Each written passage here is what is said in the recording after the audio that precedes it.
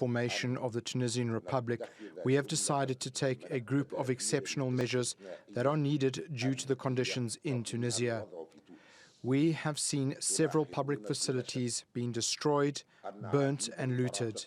Now let's cross to Washington, D.C. William Lawrence is a professor of political science at the American University. Professor, thank you very much for joining us. Explain to us the legality of the president's move. Article 80 of the Tunisian constitution says that in the event of an imminent danger, the president may take any measures necessitated by exceptional circumstances, but this is where it gets interesting.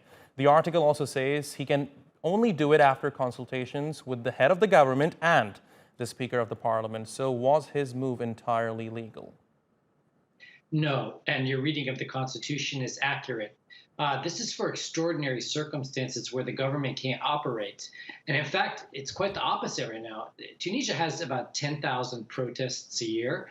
And this isn't even a particularly remarkable year for the protest level, but he's using the protests against the government as the excuse to close the government down to save the government. And that's just not how the article is written. The problem is that it's supposed to go after 30 days to constitutional review by the Constitutional Court, which doesn't exist. So what's going to have to happen is it's going to be a political negotiation like that which has solved every political crisis in Tunisia since 2011. This is the worst political crisis since 2013, the one that led to the Nobel Peace Prize when all the different parties got together and decided on a way forward. And this will need a similar type solution. The big question tonight is, what's the military going to do?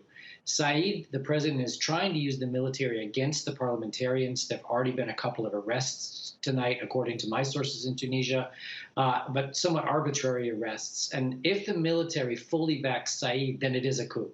If the military stays neutral, which it has the tradition of doing in Tunisian politics, then we could have a political crisis that needs a political solution.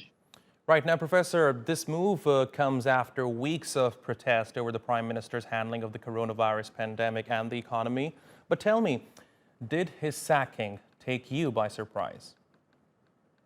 Not at all. We've had a political crisis in Tunisia in that regard for a year now, and the president's been refusing formations of government after government, prime minister after prime minister. And actually, he took the pandemic problem away from the health ministry this week as well and gave it to the military.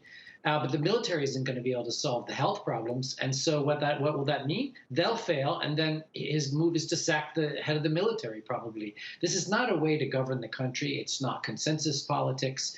It's an executive authority power grab by someone that probably never really wanted this presidency under this constitution, where he only has responsibility for military and foreign affairs. Now he has all the powers. But there's no indication that he's going to use them well because he's been highly ineffective in governing up until now as president. All right, Professor William Lawrence, thank you very much for talking to us here on TRT World.